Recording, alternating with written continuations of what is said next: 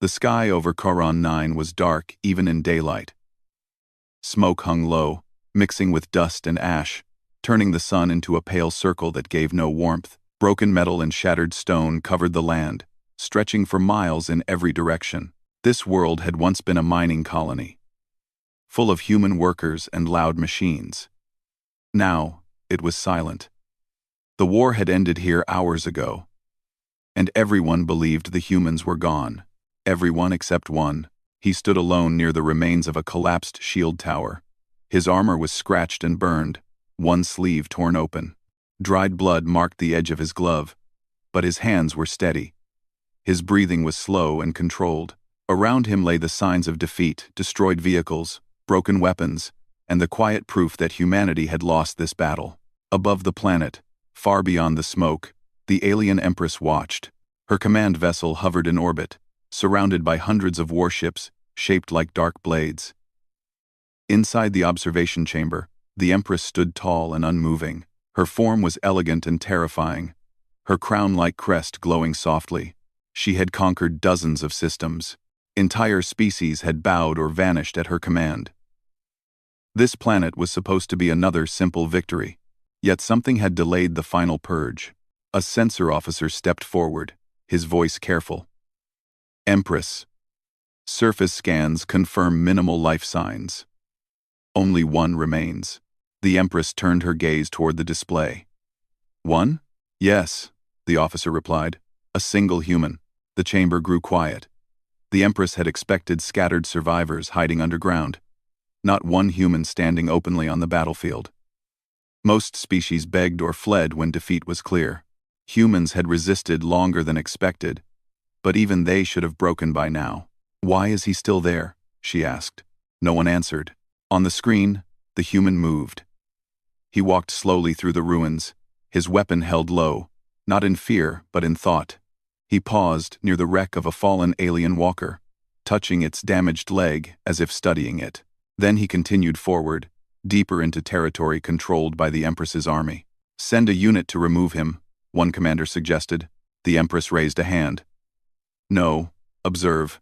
Her commanders hesitated but obeyed. Drones adjusted their focus, following the human closely. The Empress felt something unfamiliar. Not concern, but curiosity. She had seen champions, rebels, and fools who refused surrender.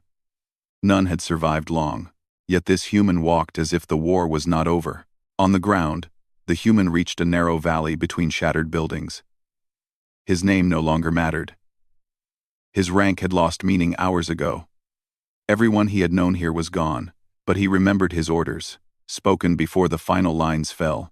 Delay them, that was all. He knew the enemy was watching. He had known since the sky shifted earlier, when shadows moved in ways that did not match the sun. The aliens thought themselves unseen. Humans had learned long ago that being watched did not mean being powerless. He placed a small device near the rubble, then moved on, leaving no clear path behind him. His steps avoided loose stone, broken glass, anything that might make sound. The battlefield was quiet, but silence could still speak. High above, the Empress watched as a patrol of her soldiers moved to intercept him.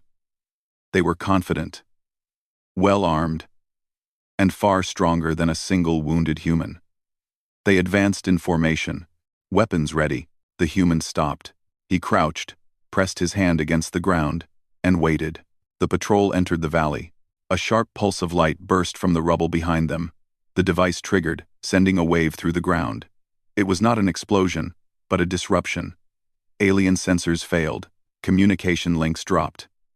Confusion spread through the unit. The human moved instantly.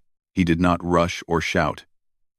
He flowed through the chaos, using the terrain as cover, striking quickly and disappearing just as fast. When the disruption faded, 3 alien soldiers were down, their weapons damaged, their formation broken.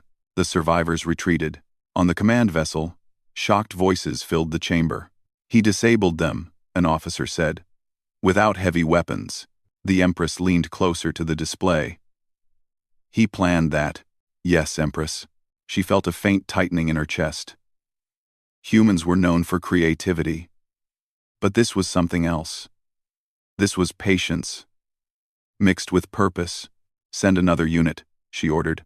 Larger. The second group advanced more carefully. They scanned every shadow, every pile of debris. The human allowed them to see him this time. He stepped into open ground, standing straight, his weapon visible. The aliens raised their guns. Then he ran, not away but sideways, drawing them after him.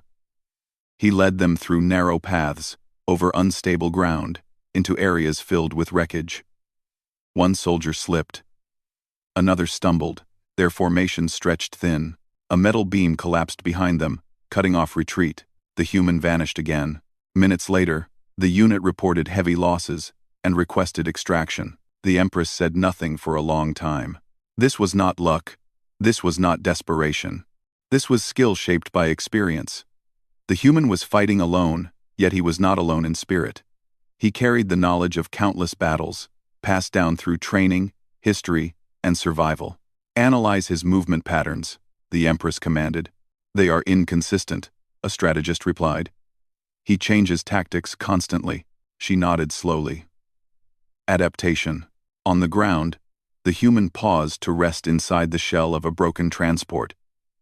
His body ached, and his vision blurred for a moment. He pressed his head back and breathed. Fear tried to rise, but he pushed it down. Fear wasted energy. He needed every moment. He checked his remaining tools. Not much left. Enough. He looked up at the darkened sky. Still watching? He muttered softly. The Empress heard his voice through the audio feed. It was calm. Tired, but calm. For the first time in many cycles, she felt something close to respect. She ordered all units to halt at a distance. Continue observation only. Continue observation only. Continue observation only. Continue observation only. Some commanders protested. Empress, he is a threat. Yes, she replied. That is why we watch. The human left the transport and walked toward the heart of the ruined city, toward the place where the aliens believed themselves strongest. Every step was a challenge to the empire above him. He did not expect to survive. That was never the goal. The goal was to show them something. As the Empress watched him disappear into the smoke, she realized this battle was not as finished as she had believed. One human, standing alone, had turned a victory into a question, and questions, she knew, could be dangerous. The ruined city grew darker as the sun sank behind thick clouds of smoke. Broken towers stood like silent guards, their shadows stretching across empty streets. The human moved carefully through this maze of metal and stone. Every step was chosen. Every pause had meaning. He knew the enemy was no longer just watching out of curiosity. They were studying him now. Above the planet, inside the command vessel, the alien Empress remained at the viewing platform. Multiple screens surrounded her, showing the human from different angles. Her commanders waited for orders that did not come. This delay unsettled them more than battle ever had. He is moving toward the central district, a tactician said. That area contains our forward command nodes. The Empress's eyes narrowed slightly. He knows. How could a single human know our structure? Another asked. She did not answer. Humans had always been dangerous because they learned quickly. This one was proving it, with every step. On the ground, the human stopped near a collapsed bridge. Beneath it ran an old service tunnel, half flooded and filled with debris. He studied the area, then smiled faintly. The aliens had sealed major routes, but they did not understand human cities well enough. Humans always built backups, paths within paths. He slid down into the tunnel, moving through cold water up to his knees. His breathing stayed steady. He ignored the pain in his side. Pain was familiar. Pain meant he was still alive. Alien sensors struggled to track him underground. Images flickered. Signals weakened. He's vanished again, an officer reported. Predict his destination, the Empress said calmly. The human emerged several blocks away, close to an alien supply zone. Tall structures hummed with energy, guarded by automated defenses and small patrols. He watched from cover, counting movements, noting patterns. The aliens relied heavily on systems that assumed predictable enemies. Humans were rarely predictable. He removed a thin cable from his pack and connected it to a small device. Then he waited. When a patrol passed close enough, he activated it. Lights across the supply zone flickered, not off just enough to cause hesitation. Weapons recalibrated. Drones slowed as they checked their own systems. That was all the opening he needed. He moved fast, cutting through a maintenance access, slipping between machines. He did not destroy the supplies. Instead, he altered them, changed settings, reversed flows, small things, invisible things. By the time the lights stabilized, he was gone. Minutes later, alien units reported problems. Power cells drained faster than expected. Ammunition locks failed to respond. Communication delays spread. On the command vessel, the mood shifted. "He is sabotaging without direct conflict," a commander said. "This is inefficient warfare." The Empress tilted her head slightly. "For us," she corrected. "Not for him." She recalled records from earlier human wars. When humans were outmatched, they did not always seek victory. They sought cost, delay, pressure. "Deploy elite hunters," one general suggested. "They can track him anywhere." The Empress considered this, then nodded. "Yes. But do not surround him. Let him move." The elite units descended, silent and swift. They were designed to counter adaptable enemies.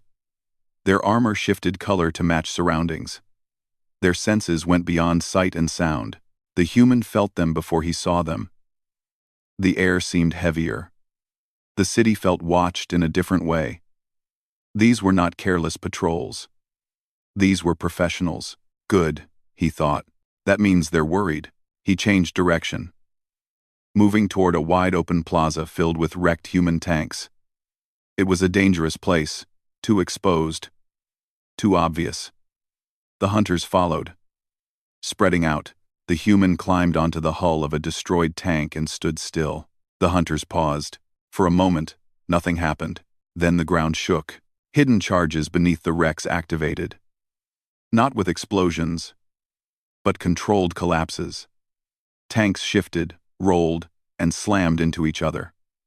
Dust filled the air. Lines of sight vanished. The human jumped down and ran as the hunters regrouped.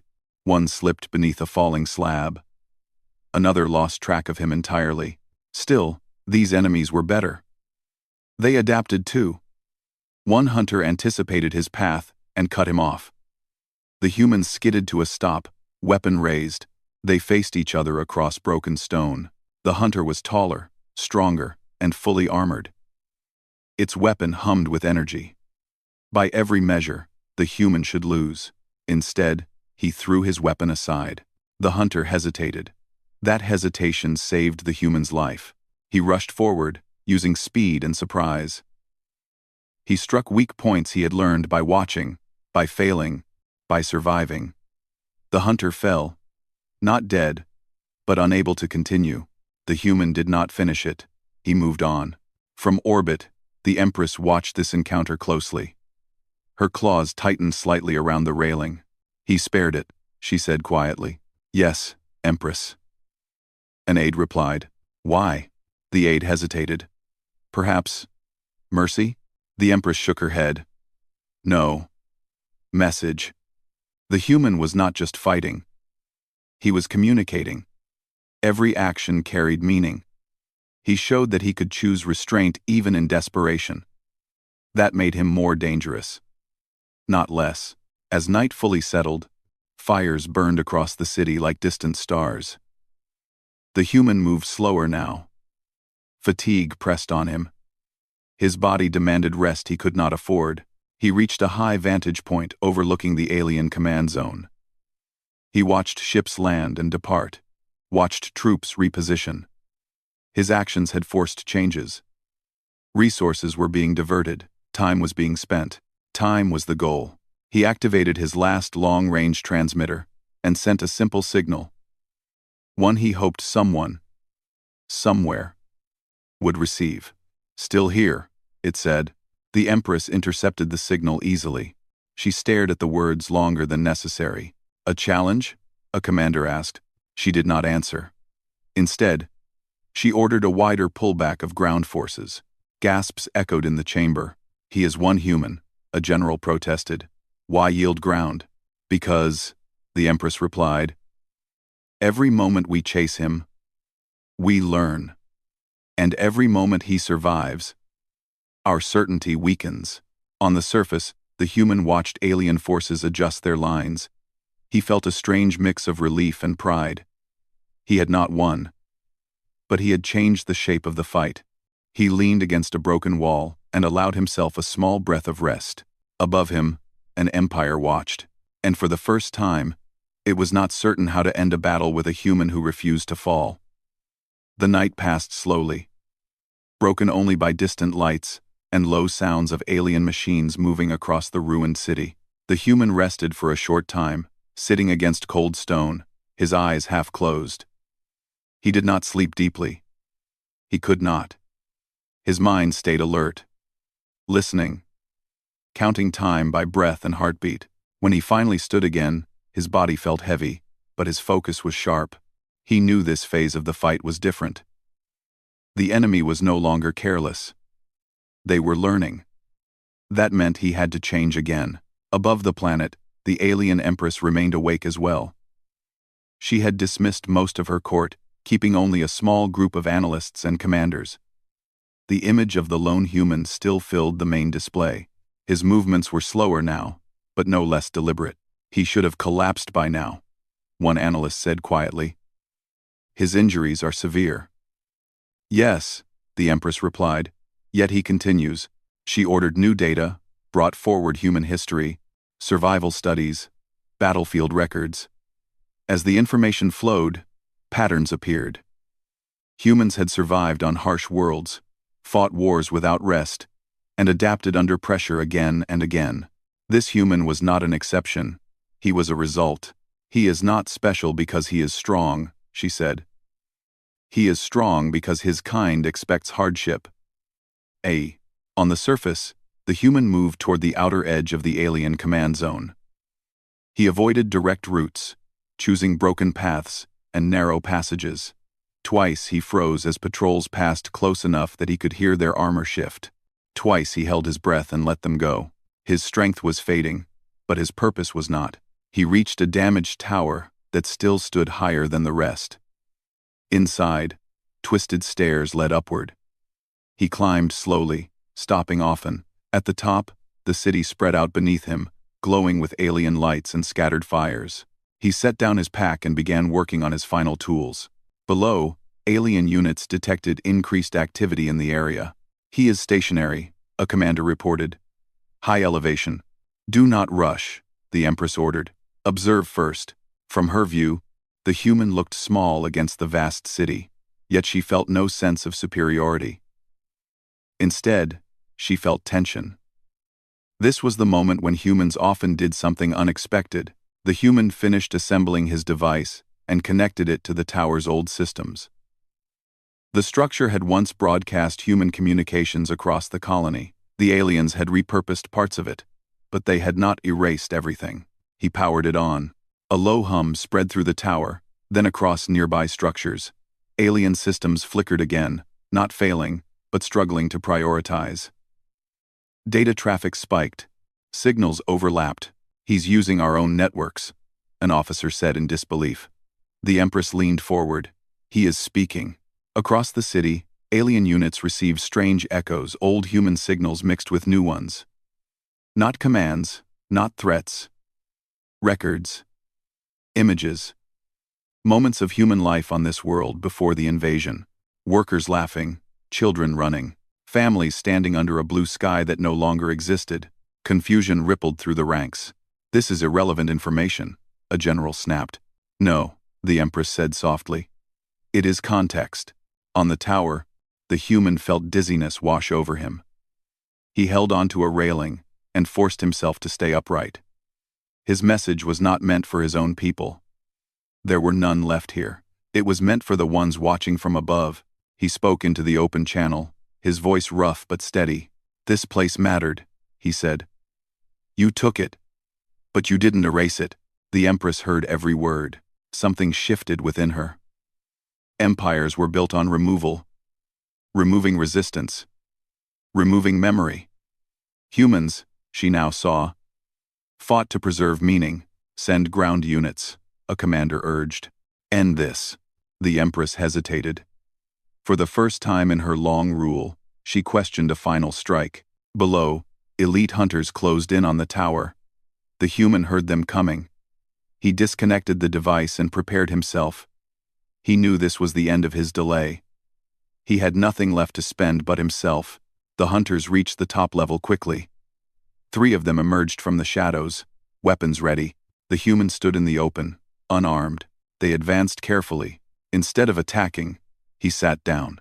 The hunters paused, unsure. From orbit, the Empress watched closely. Her heart, an organ long hardened by conquest, beat faster. The human looked up at the dark sky, then back at the hunters. "I did my part," he said quietly, not as surrender, but as statement. One hunter raised its weapon. "Wait," the Empress ordered suddenly. Her command echoed through the system.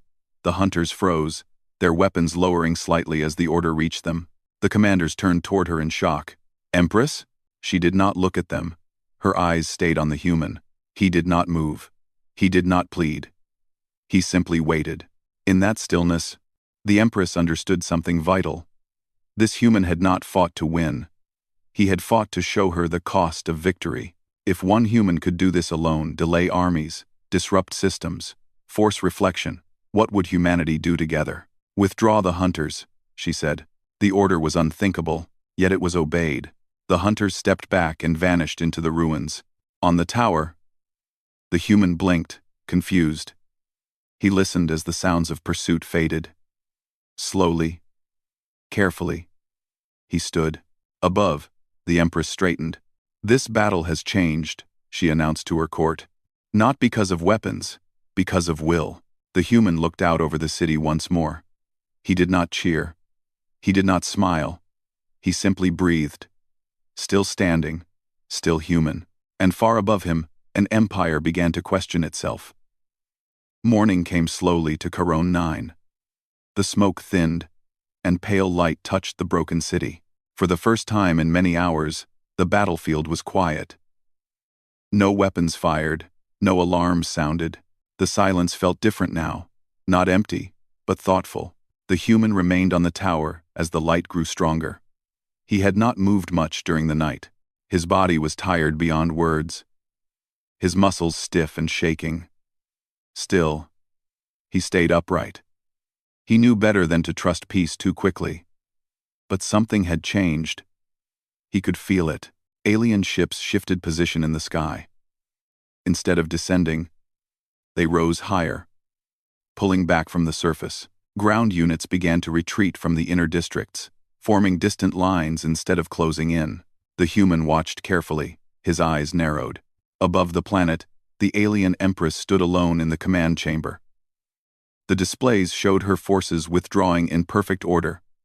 No panic, no disorder. Yet this was not a victory march. It was something else. A senior commander stepped forward, his voice tense.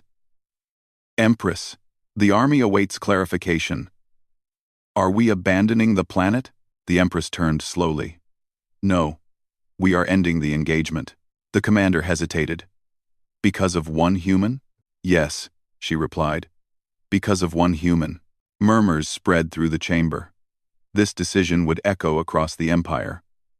Never before had an empress halted a conquest at its final moment. She raised her hand, silencing them. "This world is no longer a battlefield. It is a lesson."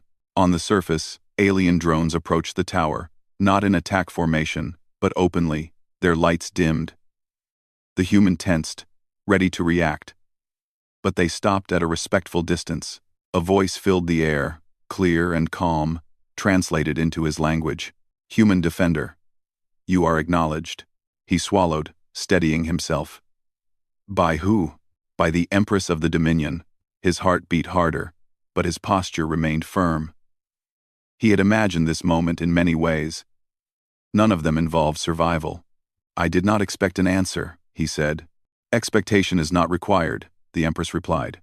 "Understanding is." A projection appeared before him, forming the tall image of the Empress herself. She looked down at him, her expression unreadable. "You delayed my armies," she continued. "You disrupted my systems. You forced my forces to doubt. Why?"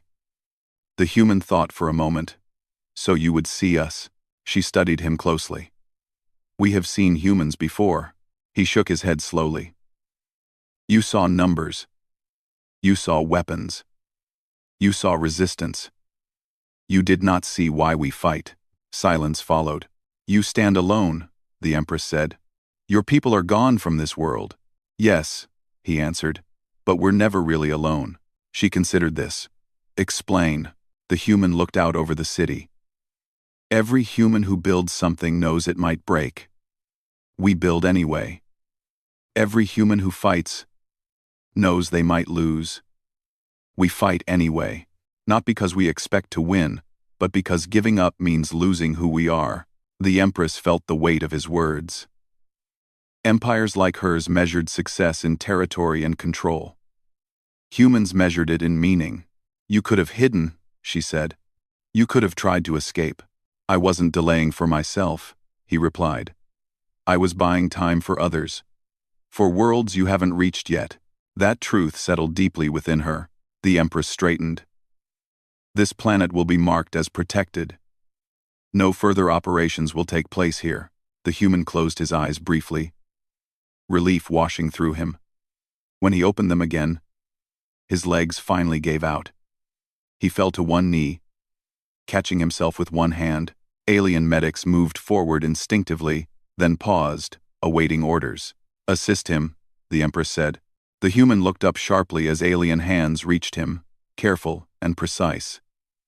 He did not resist. He had no strength left to do so. They stabilized him, treating his wounds with quiet efficiency. As he was helped down from the tower, alien soldiers watched him pass.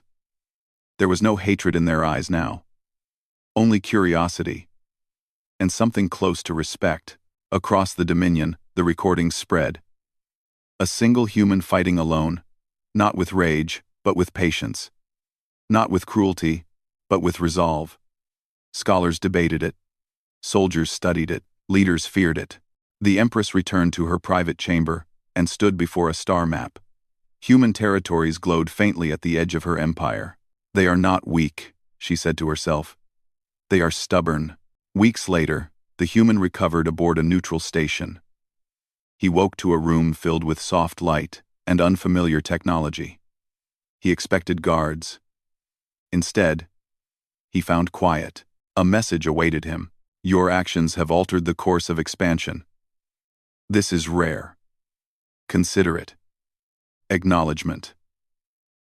He read it twice, then laughed softly, a tired sound.